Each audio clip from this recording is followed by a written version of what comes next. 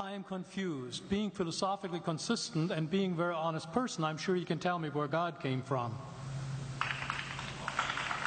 And in addition, once you've told me where God comes from, please try to clarify how you can figure that a spiritual force can have an impact on a material universe to create it. I think that some years ago we already talked about that kind of thing in philosophical circles at any rate, by posing the question, if angels are made of spiritual matter and a pen is made of material matter and spiritual matter displaces no space, how many angels can dance on the tip of a pen? I have a sense of sort of reversal experience here, but please do, go ahead. You got 5 minutes.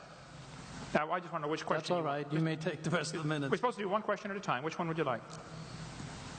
That was part of the format for the debate. So which question? I want you to fill in the story of the rest of the beginning of the universe. God, spiritual matter, impact on material matter. Okay. So 2 questions. All right. Go ahead. All right, your question, where did God come from, assumes that you're thinking of the wrong, obviously it displays that you're thinking of the wrong God, because the God of the Bible is not affected by time, space, or matter. If he's affected by time, space, or matter, he's not God.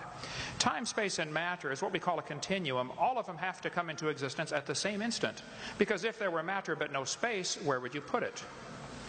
If there were matter and space but no time, when would you put it? You cannot have time, space, or matter independently. They have to come into existence simultaneously. The Bible answers that in 10 words. In the beginning, there's time. God created the heaven, there's space, and the earth, there's matter. So you have time, space, matter, created a trinity of trinities there. Just, time is past, present, future. Space has length, width, height. Matter has solid, liquid, gas. You have a trinity of trinities created instantaneously. And the God who created them has to be outside of them. If he's limited by time, he's not God. The guy who created this computer is not in the computer. He's not running around in there changing the numbers on the screen, okay?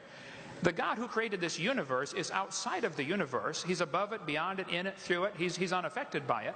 So the concept that a spiritual force cannot have any effect on a material body, well then I guess you'd have to explain to me things like emotions and love and hatred and envy and jealousy and rationality. I mean, if your brain is just a random collection of chemicals that formed by chance over billions of years, how on earth can you trust your own reasoning processes and the thoughts that you think?